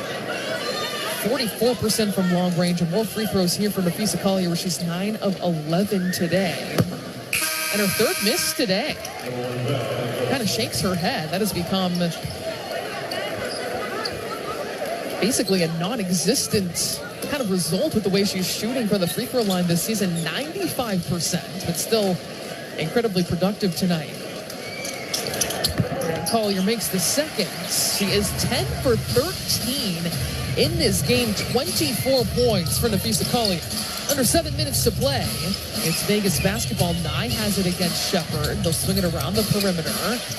All reserves on the floor except for Jewel Lloyd. Here's Evans missing at the rim. Evans today 3 of 7 shooting, and McBride slicing her way right to the rim for 2. Kayla McBride turned on the Jets, would not be denied with the ball in her hands. Here's Jewel Lloyd trying to back down against Courtney Williams. It looks like Jewel Lloyd's had enough of her. The way things have gone for her today. She misses at the rim, though. She's now 0 for 8 in this contest, has not scored. McBride sprinting to the rim again. Collier secures the rebound, but is fouled as she's pulled to the ground. Minnesota, effort play after effort play, no matter what the score is. 6:17 on the clock, 95 to 70 is the lead. So it will be Minnesota basketball. Minnesota's season high this season was 102 against Connecticut. Back on June 29th, and Minnesota threatening that with ease. And here comes Alari Kosu, the 20-year-old Russian, new into the game for the first time. And now on the floor, Heidemann, Kosu, Kliodukova, McBride, and Shepherd. Or rather, McBride taking a seat. It's Miller on the floor. So all reserves on the court right now trying to finish things off.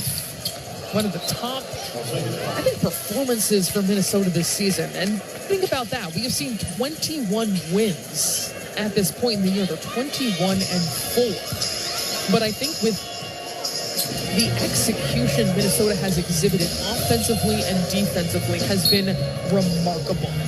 Heidemann's going to be whistled for a foul. Dana Evans is dribbling the basketball, and she has her hands in the air.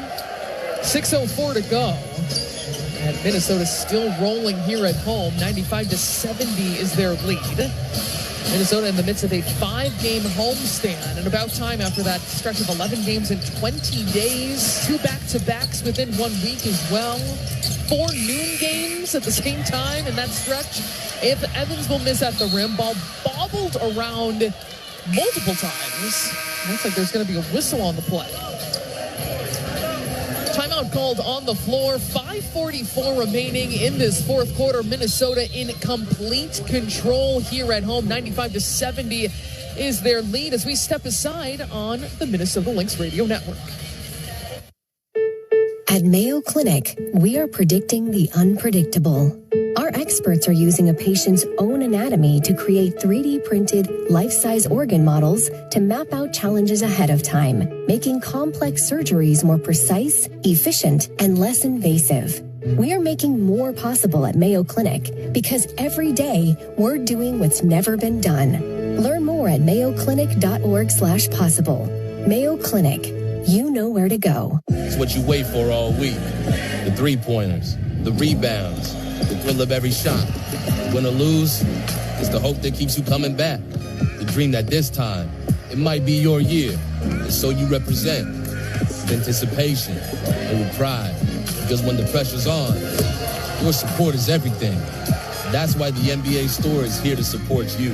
Check out the largest selection of official NBA gear at NBAstore.com. A Fanatics experience. Alex Leibold here with you in our WNBA Tonight studios for a scoreboard update. Only 2 other contests going on across the association. One of them going on right now in the fourth quarter. The other one starting in about 45 minutes time. The one that's currently going on is a heavyweight battle between the number 2 team in the league and the number 3 team in the league. The New York Liberty at 16-6 are hosting the Phoenix Mercury.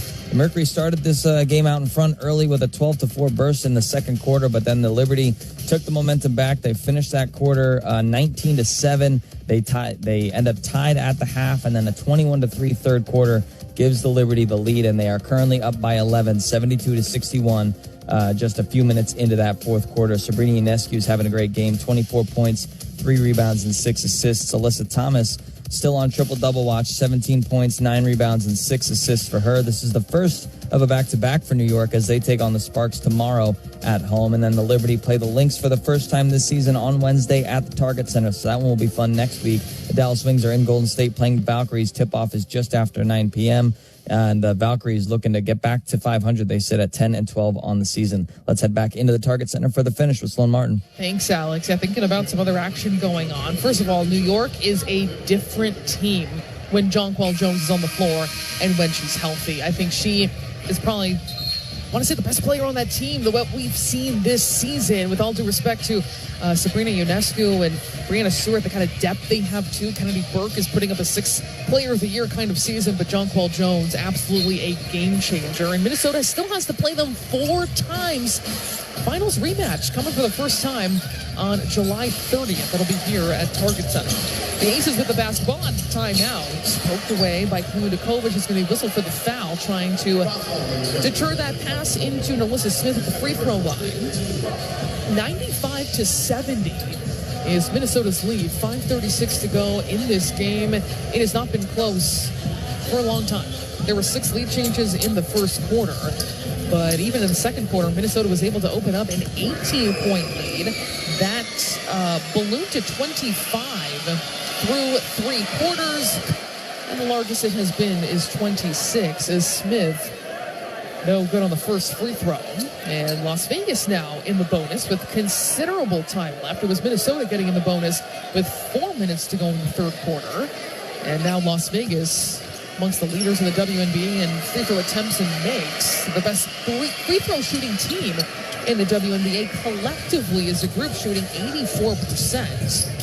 Will be in the bonus the rest of the game, 5 minutes and 30 seconds. Minnesota back on the offensive side. Diamond Miller finds herself all alone. Of course, Jessica Shepard found her exactly when she needed to.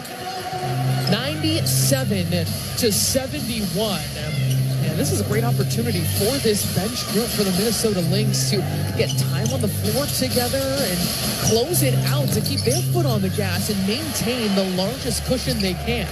Off a miss, Minnesota with the basketball again. Diamond Miller throws a dime inside. Kludakovic kicks it out to Kosu. This might be her most extended minutes. She's backing down. Jewel Lloyd gets free underneath and has free throws coming up. How about that? You're talking about confidence, trying to go one-on-one. Backing down in the post against an 11-year veteran, a 3-time All-WNBA player in Jewel Lloyd.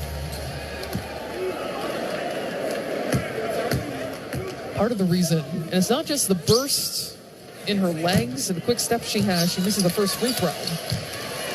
It's things like that where she believes.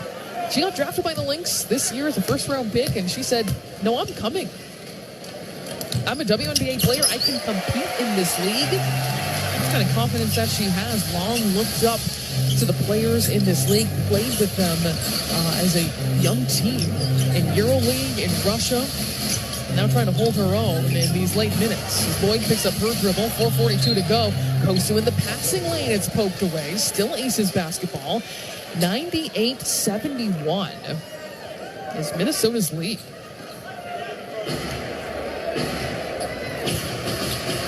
At the sideline out of bounds, Nye gets it into Evans. 5 seconds to shoot. Evans trying to get herself free, guarded by Kludakovic. Kirsten Bell left wide open for 3. She knocks it down. Her first 3 today. Now 6 points for Kirsten Bell. Bench points are 26-19 in favor of the Aces. Lloyd in the passing lane. And Lloyd playing some late minutes in this game. Her team down 98-74, 0 for 8. And 0 points. Not the kind of stat line we would associate with Lloyd, who led the WNBA in scoring just 2 seasons ago. Getting into the paint is Heidemann. She misses at close range, but right there to clean things up is Jessica Shepard. That was a strong tape by Heidemann. probably wanted that one back, but Jessica Shepard made sure it was not all for naught. Kirsten Bell misses. They get the offensive rebound. She tries again in the paint. That is no good. 100-74, and Minnesota looking to extend what could be a new season high for points scored this season. Again, that was 102 against the Connecticut Sun, who are in the basement of the WNBA standings this season, back on June 29th. It was 100-74 in Vegas basketball. Here's Kirsten Bell launching and knocking down another three. Vegas with 8 triples in this game. That's just about 32%. Shepard with it now, near the logo. Minnesota trying to drain as much clock as possible. There's still 3:15 to go. Here's Diamond Miller splitting defenders, and she's fouled. It's a confident take by Diamond Miller.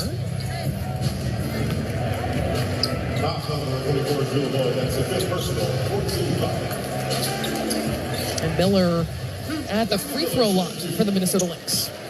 I mean, if you follow Diamond through her college career, Diamond's always been a plus 80% free throw shooter. That's never been an issue for Diamond.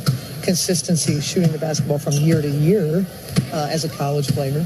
That's something obviously we're working on as a pro to try to mitigate. You can't have the wild swings. Diamond works hard. And, she loves shooting the basketball, right? So she's always in the gym.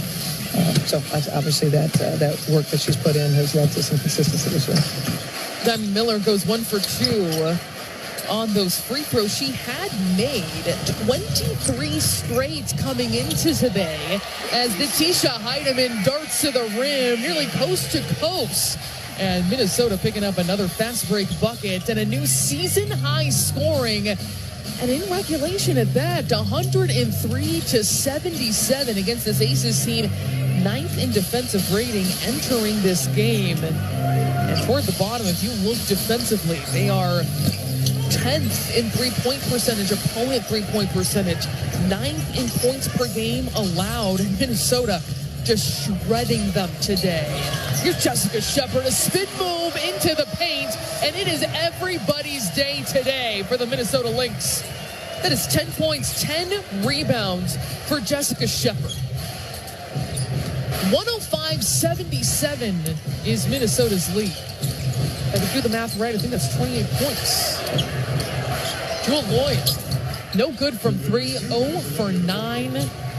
I make that 0 for 10 today is Jewel Lloyd.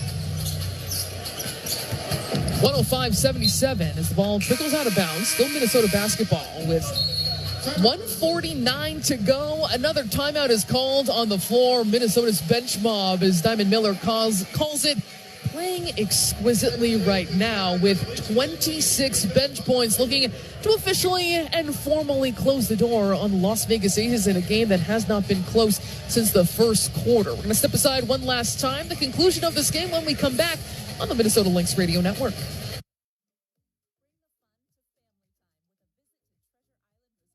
Discover a new podcast from our library of over 350,000 titles. Here's an iHeartRadio podcast preview. Hey, you know how the world's kind of in a real scary place right now with the horrible stories we hear about every week? I'm Robert Evans. I'm a journalist, and I cover the international fascist movement. And in 2019, July of that year, I decided to do something a little bit different. Instead of covering horror, I wanted to go look for hope. And I found it in a place you might find kind of unlikely, northeastern Syria. The region I visited is known as Rojava, and when the Western media covers it, they mostly just refer to these people as the Kurds.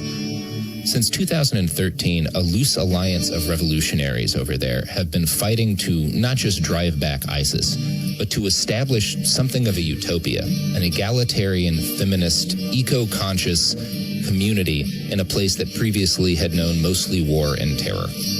In the Women's War, I'll take you to this place, and I'll introduce you to the revolutionaries fighting to build it. Brave women who battle for equality with an AK-47, with a spade, and with a pen. Follow me as I travel to a land of war and hope, a place trapped on the edge of utopia and oblivion. I'm Robert Evans. Listen to The Women's War on the iHeartRadio app or wherever you get your podcasts. The free iHeartRadio app is #1 for music, radio, and podcasts, all in one. The Minnesota Lynx, even the second unit, pouring it on here at Target Center. Sloan Barton back with you with 1:49 to go in this game. Minnesota leading, and the Las Vegas Aces 105-77. That is a new season high for points scored in a game for the Minnesota Lynx, who are just wait until that time comes where that final buzzer finally goes off and Minnesota can improve to 22-4 this season and 14-0 at home. Just a remarkable start to this season. A win tonight, by the way, would again make Minnesota 22-4. That equals the best 26-game start in franchise history. The 2012 team was also 22-4. That is the kind of annals that this team is competing with and in conversation with in Minnesota basketball history. Here's the Lynx with the basketball again. Slipping the screen, Kliundakova. She'll miss at the rim. Fighting for that rebound, but she picks up a foul. It's one of the stories that Lynx coaching staff likes to share about Kliundakova, that in one of their very first workouts, it was basically just like a skill workout, wasn't even a practice, but she dove for a loose ball and then already set the tone for her in her kind of new chapter with the Minnesota Lynx after she was waived by the Los Angeles Sparks out of training camp. So free throws here for Alyssa Smith. 105-77 is Minnesota's lead. Smith is good on the first.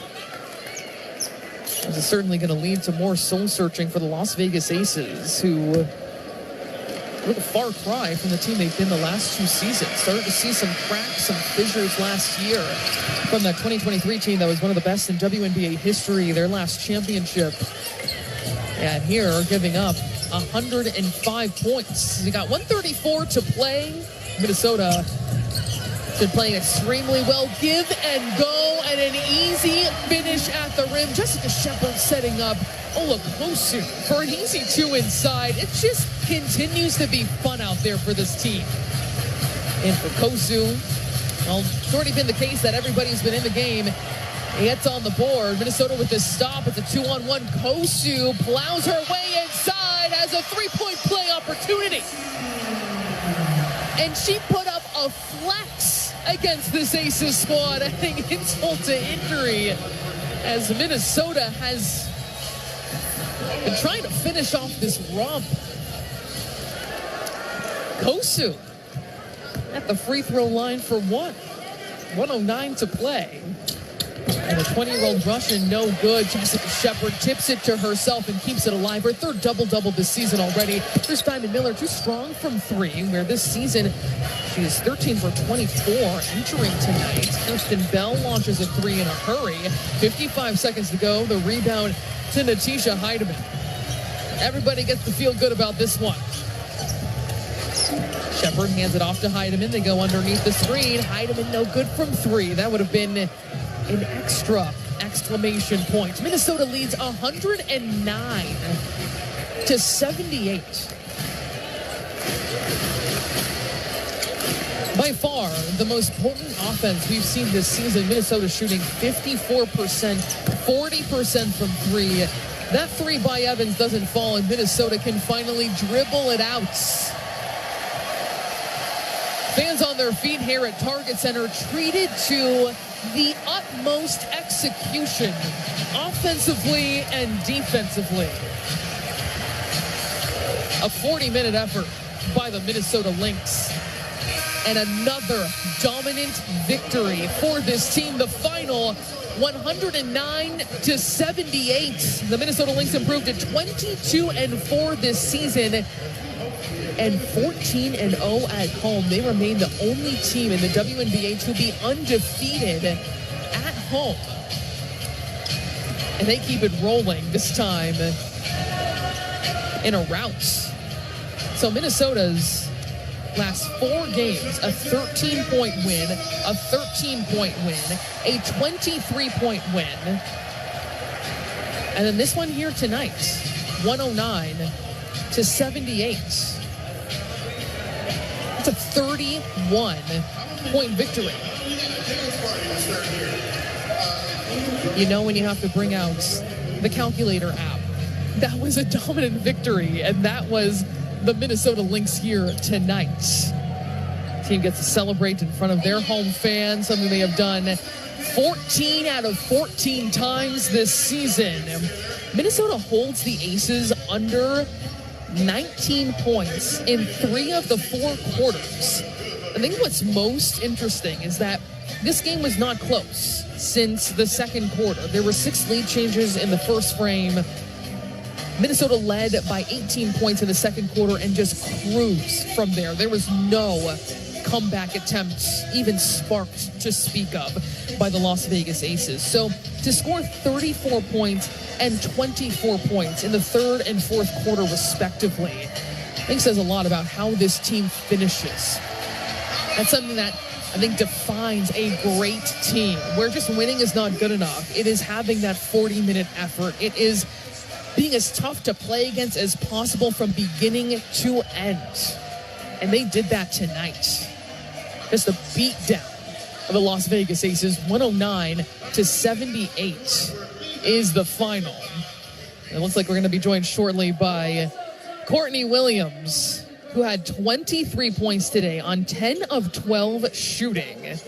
Courtney, thanks so much for joining me. Congratulations on this win. I'm going to start with you first. 23 points, 10 of 12 shooting for you with 5 assists. Tell me about just how you were feeling with your shot today from the very get-go. 16 points in that first half. I seen the first one go in. My post was setting me amazing screens right into my kill spot. So shout out to my post.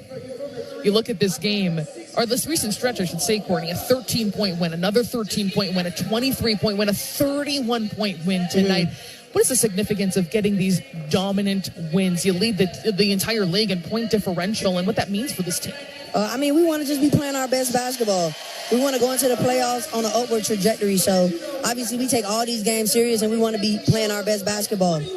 How good does it feel when you get to see everybody involved up and down the entire roster? Ola Kosu, a 3-point play opportunity there late, and just how good that feels on the bench. Oh man, I love it, man. We all put the work in. So to see my girls out there going crazy, oh my goodness, I love it. 14-0 at home, Courtney. What is that ingredient that makes this team so special? We know Coach Reed tells you guys all the time to protect home court, but clearly you're taking care of business. Oh, man, we take it serious. We got the best fans in the world, so we want to come out and we want to play the best basketball that we can in front of them. Courtney, last question for you. How did you feel about the defense overall today? You hold the Aces under 19 points in 3 of the 4 quarters. What was working so well against this team that has a lot of ISO play, that doesn't get a whole lot of assists either? Yeah, we were just flying around. We trust our backside. We trust each other. So, when we in that gap, we trust that our next man is rotating for us. Congratulations, Courtney. This one was fun to watch. Appreciate it. All right, now. Love that stat line from Courtney Williams. 10 of 12 shooting with 5 assists, 3 rebounds. Oh, also, should have pointed this out to her when I read off her stat line, 0 turnovers for Courtney Williams. Just an all-around outstanding game. Appreciate her stopping by. A season high in scoring for the Minnesota Lynx. 109-78 is the final. We're going to have our post-game show coming up next right here on the Lynx Radio Network. When we come back, maybe we'll check in to see what head coach Cheryl Reeve and some players are saying to the media after in their post-game press conferences. We'll break this one down, tell you how it happened, look ahead to what's coming up next for the Minnesota Lynx in the midst of a 5-game homestand. All of that and more to come here on the Minnesota Lynx Radio Network. The free iHeartRadio app is #1 for music, radio, and podcasts, all in one. Discover a new podcast from our library of over 350,000 titles. Here's an iHeartRadio podcast preview. On September 30th, 2008, just one day before the U.S. Senate would vote to bail out many of the largest banks in our country, one of the most daring and unusual heists in recent memory was pulled off in the small town of Monroe, Washington. The crime was audacious. It was ornate. It was also a little bit ridiculous. There were disguises, Craigslist hired decoys, a once great athlete turned criminal mastermind. And it had an escape so outlandish that it still, to this day, hard to believe. This season, we will dive deeply into the DB Tuber heist that rocked this suburb of Seattle. We will talk with eyewitnesses, the lead detective, and the criminal himself to understand how and why this crime occurred. And with new reporting, we will dig into the parts of this case that remain unsolved and people that remain unpunished. My name is Nate Scott. I'm a reporter and editor at For the Win and USA Today Sports. This is The Sneak. Listen and follow this podcast for free on the iHeartRadio app. #1 for music, radio, and podcasts all in one.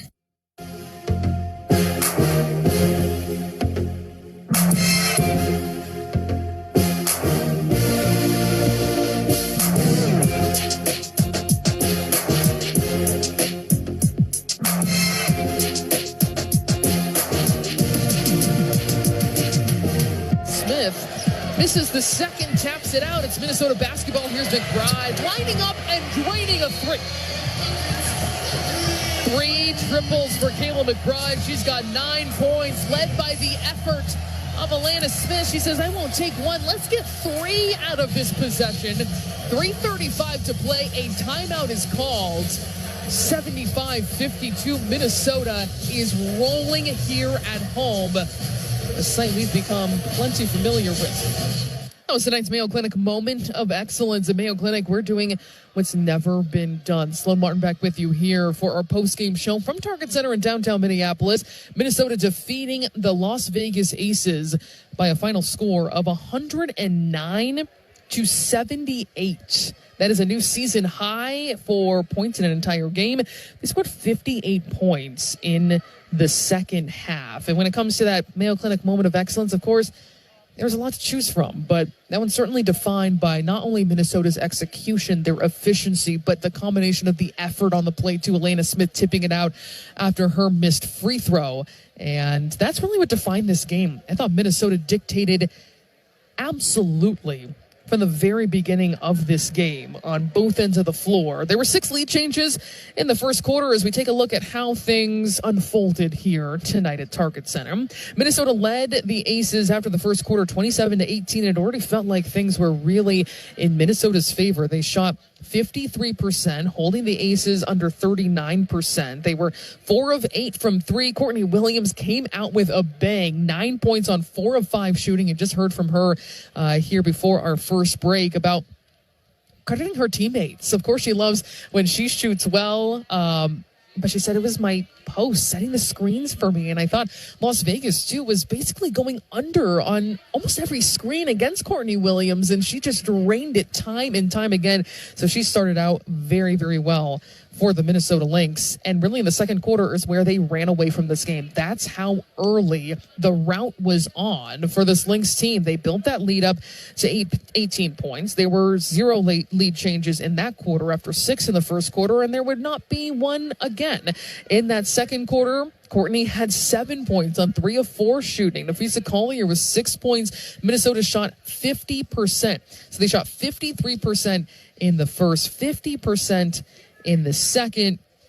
Look at the third quarter, 57%, and then 59% in the fourth quarter. Just an exhaustive display of offense and proficiency for the Minnesota Lynx. At halftime, the score is 51-35, holding the Aces under 19 points for both of those quarters. And we moved on to the third quarter where Minnesota kept its foot on the gas, scored 34 points. That is just one off their season high for any quarter this season. They had 35 against Dallas on May 16th early in this season. So Minnesota was able to open up a 25-point lead. In the third quarter alone, they shot 16 of 23 from the free throw line, 57% from the floor. There was incredibly balanced scoring in this third quarter with 7 players between 4 and 7 points. And that is the beauty of Minnesota Lynx basketball. And just watching Courtney Williams, and you heard it in her voice too, how she lit up talking about those moments where everyone's able to get involved, how much this team cares for one another. You hear about it a lot it is genuine. It is true. And you see it there on the sideline when everybody's able to get their shine and get their moments and contribute to such a dominant victory. In the fourth quarter, Minnesota outscores the Aces 24-17, built the lead up to 31 points. That's the largest it would be in this game. And Minnesota comes away with the 109-78 victory. Minnesota improves to 22-4 this season and a spectacular 14-0 at home here at Target Center. The Aces fall to 12-13. And we look at this box score. Minnesota defensively held A'ja Wilson to 15 points on 5 of 11 shooting. 5 of 6 from the free throw line. She did have 7 rebounds, 3 assists, and 3 block shots. But keeping A'ja Wilson the second leading scorer in the WNBA, who coming into this game had been one of the hottest players in the WNBA. The last 4 games coming into tonight, she was averaging 29 points, 11 rebounds, 57% shooting per game. Now, against Indiana, her run of 3 straight double-doubles did come to an end, but she's third in the WNBA with 9 of those. This was certainly one of her toughest games of the season. They held Jewell Loyd to 0 points on 0 for 10 shooting, and she picked up 5 fouls at that. That is just incredible lockdown defense for the Minnesota Lynx on an individual basis. And that was something I talked to head coach Cheryl Reeve at before this game for this Aces team that is 12th in the WNBA in assist percentage. So they're not sharing the ball in the same way that the Minnesota Lynx do. They're also first when it comes to isolation percentage. So they lead the WNBA in the percentage of their plays that are just ISOs, one-on-ones. And Coach Reeve told me that there is going to be an emphasis on one-on-one defense for the Minnesota Lynx, and they were able to clamp down in a really impressive way. Looking at the Minnesota Lynx on the box score side, Napheesa Collier with 25 points. That is her 11th game of at least 25 points this season. Leads the WNBA in scoring, 9th in rebounds, 4th in steals, and 4th in blocks as well. And she also, just want to check this here, she did have 2 turnovers in this game, but she had 0 through a good part of this game. Could have been 3 straight games with 0 turnovers. She is just operating on such an incredibly high level, and especially in this matchup where you have the 2 players who finished 1-2 in MVP voting in 2024 in A'ja Wilson and Napheesa Collier, 2 of the best in the world at this sport, let alone this position.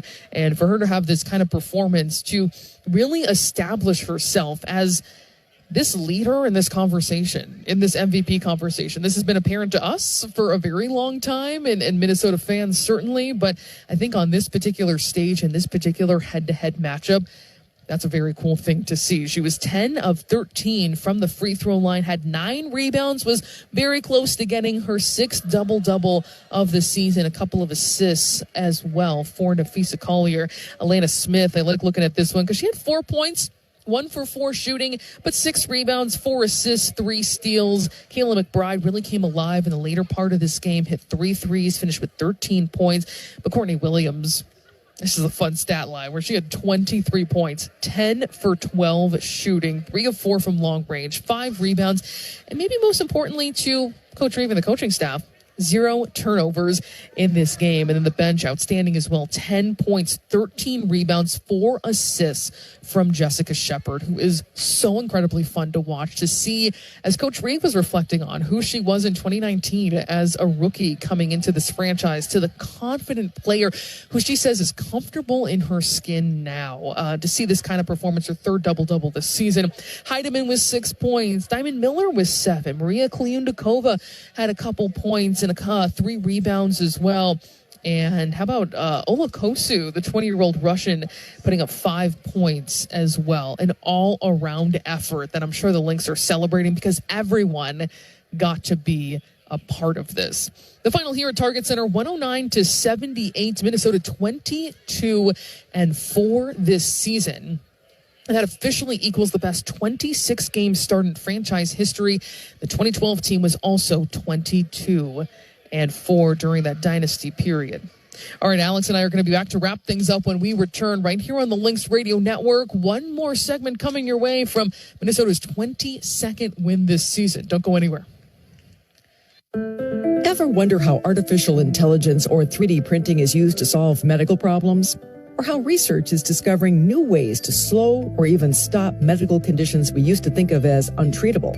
I'm Kathy Worzer. Listen to Tomorrow's Cure, a podcast where I interview experts from Mayo Clinic and other renowned organizations. What they describe may sound futuristic, but listen and you'll find out Tomorrow's Cure is already here. Find it now wherever you get your podcasts. This is Alana Smith. Williams working with them to music call your screen. They get the switch wide open. Alana Smith from 3. Yes! Roll with us this season and help make our house the best home court advantage in the league. No slowing down the Minnesota Lynx. Target Center electric. Experience the energy at our house when the Lynx host the Atlanta Dream on Sunday, July 27th. Don't miss your chance to take in the Minnesota Lynx basketball experience. Get tickets now at lynxbasketball.com/tickets.